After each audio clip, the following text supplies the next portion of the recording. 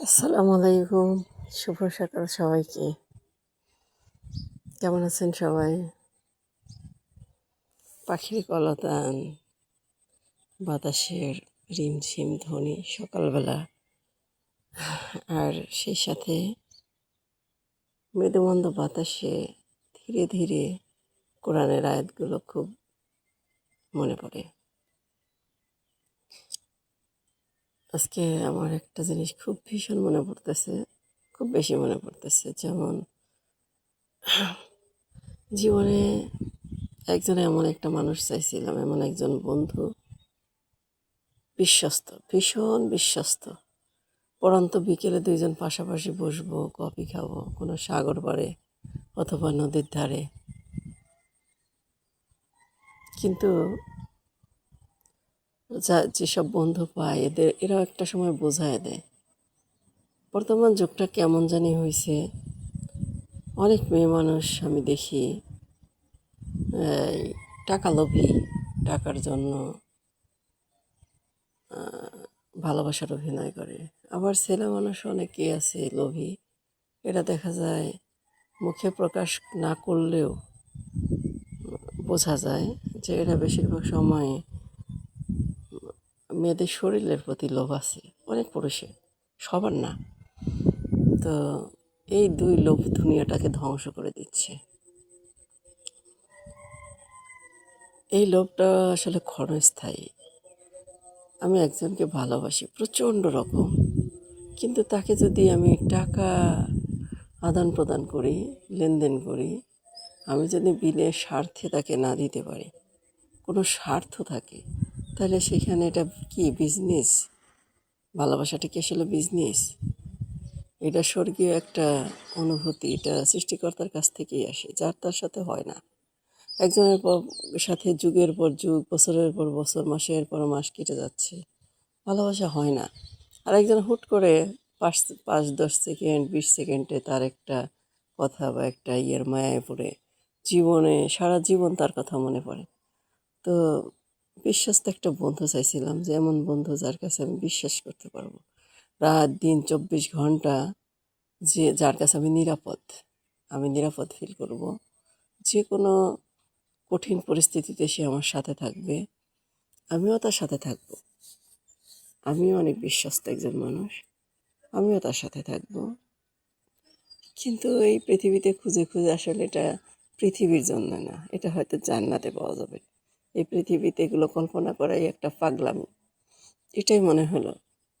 আমি অনেকের পিছনে টাকা ইনভেস্ট করেও দেখছি, অনেকের পিছনে কথা ইনভেস্ট করেও দেখছি, আসলে কেউ কথা রাখে না। দিন শেষে সবাই ভুলে যায় নিজের জায়গাটা, অবস্থানটা সবাই ভুলে যায়।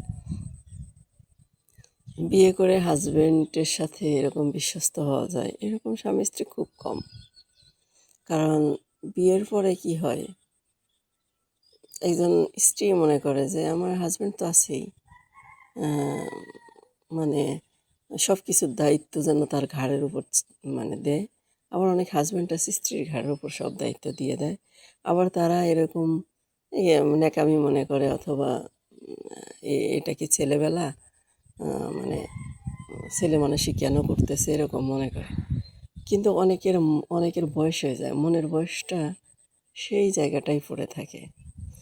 পৃথিবীতে টাকালোভী মেয়ে অনেক আছে, কিন্তু সবাই না। অনেকে আছে যে একটু নিঃশব্দে, কেউ একজন ভালোবাসুক, কেউ একজন বুঝুক, কেউ একজন তাকে পড়ুক।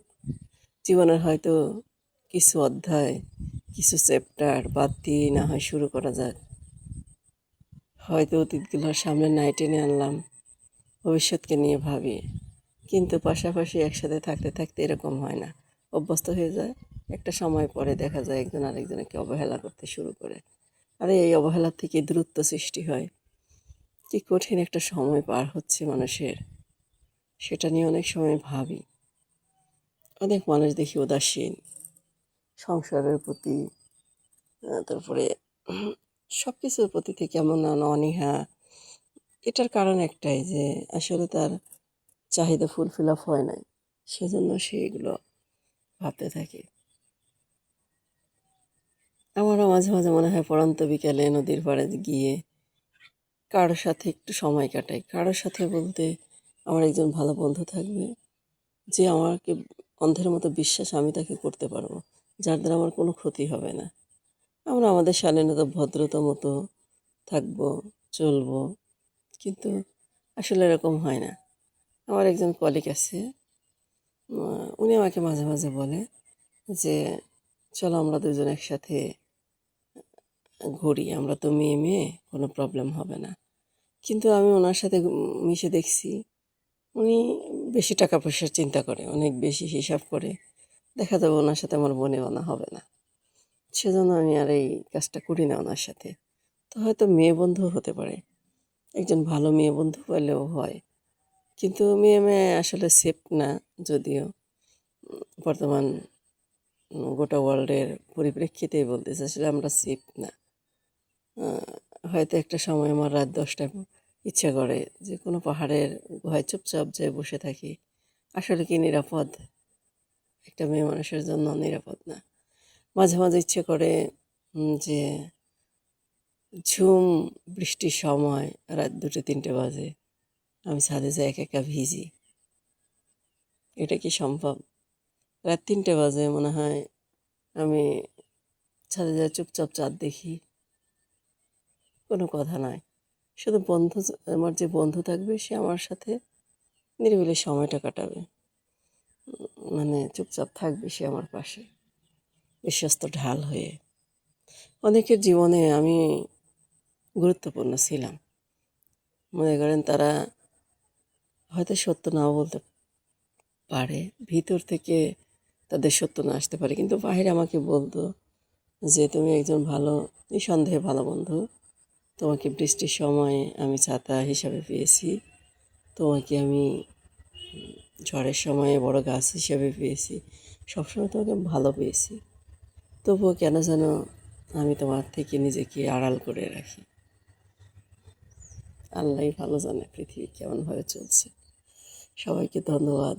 আসসালামু আলাইকুম।